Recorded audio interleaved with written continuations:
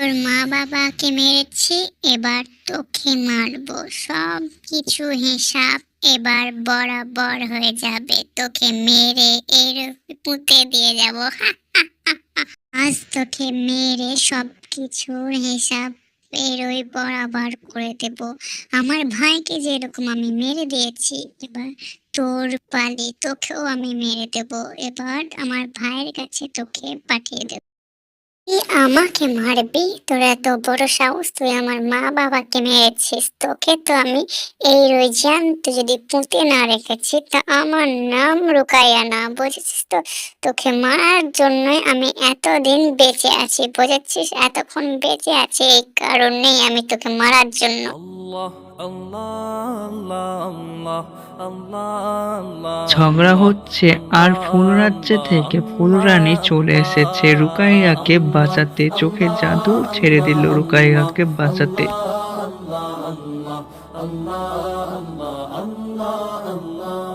শুকনো এমন তুমি এর থেকে চলে যাও, আর এরও ফিরে এসো না। আর তোমাকে আমি কিছু কথা বলছি, সেই কথাগুলো মন দিয়ে তুমি শুনবে, বুঝেছো? এই চ্যাপ্টার এরই শেষ হবে। আমি ওকে দেখে নিচ্ছি, তুমি এর থেকে চলে যাও। আর চলে যাওয়ার আগে আমি কিছু কথা তোমাকে বলছি, সেগুলো শুনে যাও, বুঝেছো? তোমরা দুজন বিয়ে করে নাও, এটাই ভবিষ্যৎ লেখা আছে। তোমরা বিয়ে করবে আর তোমাদের সন্তান হবে, আর সে সন্তানই হবে রক্ষক হয়ে উঠবে। চিন্তা করো না, এর ব্যবস্থা আমি করছি। তুমি নিশ্চিন্তে চলে যাও এর থেকে। বলছেন, এটা তো আমি চাইনি। ওনাকে আমি মৃত্যুর দিকে ঠেলে দিতে চাননি, কিন্তু আপনি এ কি করলেন? আপনি ওকে মেরে ফেলে দিলেন। আর এরকম ভবিষ্যৎবাণী আমি তো আগে কোনোদিনই শুনিনি। আর যদি এরকম ভবিষ্যৎবাণী হয়ে থাকে, তাহলে আমি প্রস্তুত। ওকেও বিয়ে করব এবং আমার সন্তান জন্ম দেব অবশ্যই। এরকম কোনোদিনই চাইনি উনি এরকম করে চলে যান। আমি চেয়েছিলাম উনি শুধরে যাক, আর কিন্তু হলো না শুধরানো।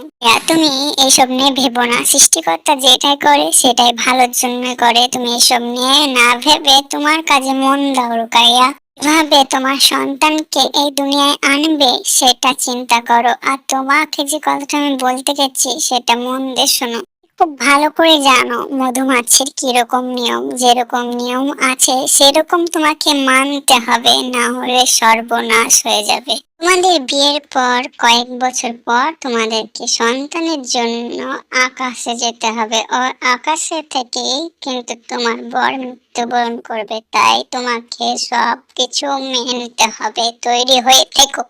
এবার তোমরা চলে যাও, আর বেশি দেরি করো না। তোমাদের বিবাহিত জীবন সুখের হোক, এই কামনাই আমি করি। আল্লাহ আল্লাহ আল্লাহ আল্লাহ আল্লাহ তুমি যেরকম এর সমাপ্তক ঘটবে, আবার তোমার সন্তান দিয়ে এই কাহিনী আবার ফিরে আসবে। এরকম করে যুগে যুগে ফিরবে।